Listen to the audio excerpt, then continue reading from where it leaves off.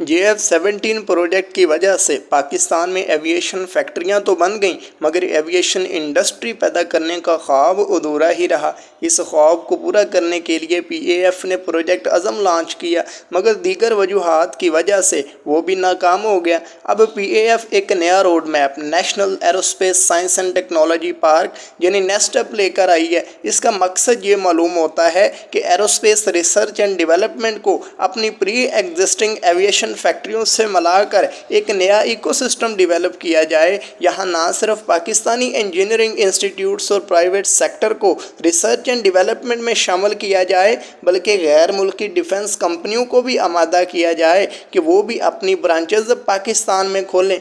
सुनने में ये प्लान काफ़ी बढ़िया मालूम होता है, लेकिन क्या गारंटी है कि ये प्रोग्राम प्रोजेक्ट अज़म की तरह नाकाम नहीं होगा।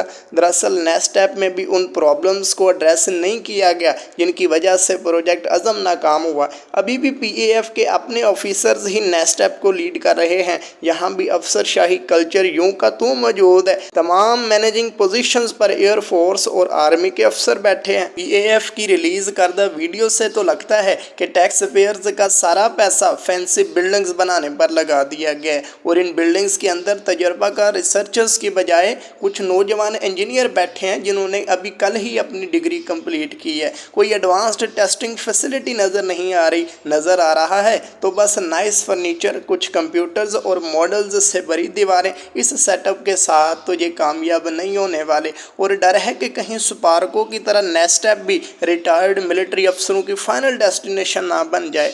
यूँ मालूम होता है कि नेस्टप जैसा बड़ा प्रोजेक्ट शुरू करने से पहले प्रोजेक्ट अज़म की नाकामी से कोई सबक नहीं सीखा गया। इतना बड़ा प्रोजेक्ट अगर किसी दूसरे मुल्क में शुरू होता तो सबसे पहले इसे पार्लियामेंट में पेश किया जाता। इसके तहत बनने वाले वेपन्स की कॉस्ट, टाइमलाइंस और स्ट्रेटजीज़ पर डिटेल्ड डिस्कशन होती। अगर मिलिट्री ये सब बताने में नाकाम रहती तो 2 मिनट में पूरा प्रोजेक्ट कैंसिल कर दिया जाता, मगर पाकिस्तान में नेशनल सिक्योरिटी के नाम पर मिलिट्री ये चीज़ें सिविलियंस के सामने रखती ही नहीं। यूं तो नेस्टप की कामयाबी के चांसेस बहुत कम हैं, लेकिन इसका एक प्लस पॉइंट भी है, वो ये कि हमारा प्राइवेट सेक्टर जब इंटरनेशनली रिकॉग्नाइज्ड कंपनियों यानी बेकार, टाई, साइबर कोजा वगैरह से इंटरेक्ट करेगा तो इनमें एक सेंस ऑफ कंपटीशन पैदा होगा और यही कंपटीशन प्राइवेट सेक्टर को ग्रो करवाएगा। आइडियली होना ये चाहिए था कि नेस्टप मिलिट्री का मुहैया करदा एक अम्ब्रेला होता।